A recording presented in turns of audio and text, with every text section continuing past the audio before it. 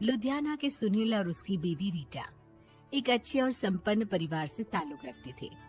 एक दिन रीटा की भाभी उसके घर आती है।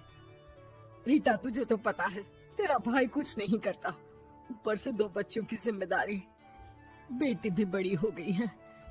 तू तो बुआ है, कुछ मदद कर सकती है तो कर देना। कहाँ पैसे हैं भाभी, बस समझ लो किसी तरह हम लोग भी दिन काट रहे हैं। 2 ही तो कार है और मेरी बेटी भी बड़ी हो रही है। अब उसके लिए कार लेनी है तो 10 लाख का खर्चा तो लग ही जाएगा। तभी वहाँ सुनील आ जाता है। अरे शशि, क्या है, तू हमेशा पैसों के लिए परेशान क्यों रहती है? वैसे क्या जरूरत थी बेटे की शादी इतने बड़े घर में तय करने की? अरे पैसे नहीं थे तो ऐसे ही कर देती कहीं शादी। इतने बड़े होटल में क्यों कर रही है शादी? लेकिन यहाँ तो मामला शादी का है, डेट तय है। दरअसल तेरे भतीजे के पीएफ के पैसे आने हैं, पर उसमें देर हो रही है। जैसे ही पैसे आ जाएंगे मैं तेरे अकाउंट में डलवा दूंगी। ठीक है, हम लोग सोचकर बताएंगे। तभी वहाँ भतीजा आ जाता है। फूफा जी, आप लोग ही मदद कर सकते हैं, वरना तो कैसे काम होगा समझ में ही नहीं आ रहा। मैं वादा करता हूँ जैसे ही पैसे आ जाएंगे मैं आप लोगों को वापस कर दूंगा। हाँ भाई, ठीक है।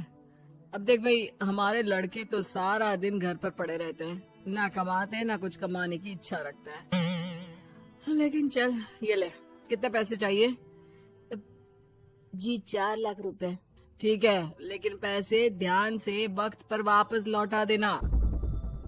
सुनील मुसीबत के वक्त बीवी के भतीजे की मदद तो कर देता है, लेकिन उन लोगों के जाने के बाद देख ले रीटा, तेरे मायके वालों ने मांगा तो दे दिया, वरना इन लोगों का मुझे कोई भरोसा नहीं है। अरे क्यों भरोसा नहीं है? इससे पहले तो कभी इन लोगों ने आपसे मदद भी नहीं ली। हाँ, ली तो नहीं, लेकिन पैसे की किल्लत ही रहती है ना इन लोगों के पास। अरे ठीक है ना, नहीं लौटा पाए तो भतीजे के ससुराल से निकाल देंगे। सुना है बड़े घर में शादी हो रही है। सुनील और रीटा पैसे तो दे देते हैं, लेकिन अगले रोज ही। हाँ भाई साले साहब, क्या हाल है? ठीक हूँ जीजा जी। क्या बात है, सालों बाद आपका फोन, जरूर कोई बात होगी, बताइए ना। अरे वो तेरी बड़ी भाभी आई थी, बेटी की शादी कर रही है ना, तो पैसे लेने के लिए मैंने दे दिए 4 लाख। सोचा भाई किसी गरीब की बेटी की शादी हो रही है, पुण्य मिल जाएगा। अच्छा किया जीजा जी, उनका बेटा बहुत मेहनती है, जल्द ही लौटा भी देगा। वहीं रीटा भी फोन करके हर किसी को पैसे देने की बात करती है। रीटा की भाभी शशि के पास उसके भाई का फोन आता है। तूने सुनील से पैसा लिया है क्या? नहीं भाई, सिर्फ बात की है, बोल तो रहा है कि दे देगा। वो लोग मदद करने वालों में से नहीं है, और मदद कर भी दे लेकिन समाज में गा गा कर हालत बुरी कर देते हैं। अब गाने दीजिए ना भाई, मैं क्या कर सकती हूँ, मेरे पास कोई ऑप्शन भी तो नहीं है। बेटी की अगले हफ्ते शादी जो है। शशि की बेटी की शादी हो जाती है, लेकिन शादी के 1 महीने बाद ही सुनील का फोन भतीजे के पास आता है। हाँ भाई, शादी तो हो गई हम लोगों की दुआ से। अब देख, ऐसा ही फायदा होता है पैसे वाले रिश्तेदार हो तो। तेरे वक्त पर हम कैसे खड़े हो गए थे, लेकिन अब पैसा लौटा दे भाई। जी, मैंने पीएफ के लिए अप्लाई कर दिया था, उसकी नोटिफिकेशंस मैं आपको भी भेज देता हूँ।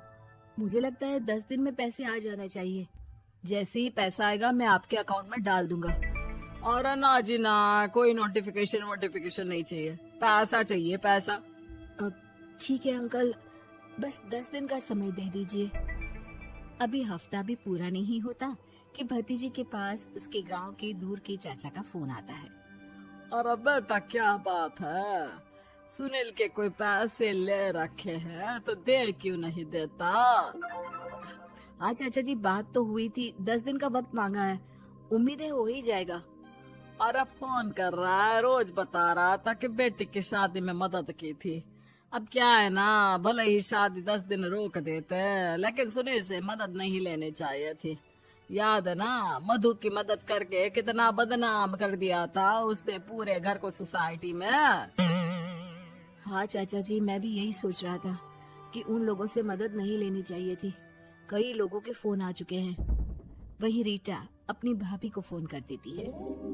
क्या है भाभी, कब पैसे लौटाओगी? पता है ना ये कितना बोल रहे थे, तुम्हारे बोलने पर मैंने पैसे दिए हैं। भाभी अब तो आपके बेटे की कार बेच दो और हम लोगों के पैसे दे दो।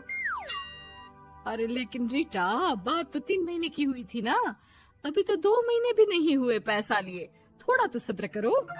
नहीं नहीं भाभी, वैसे मेरा बेटा टिक्कू आ रहा है आप लोगों के घर रहने के लिए, उसको अच्छे से खिलाना पिलाना, समझी?